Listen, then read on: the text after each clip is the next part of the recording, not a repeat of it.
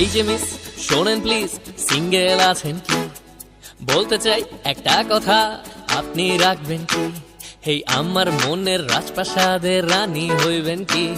আরে ভালোবাসার একটা গোলাপ আপনি রাখবেন কি?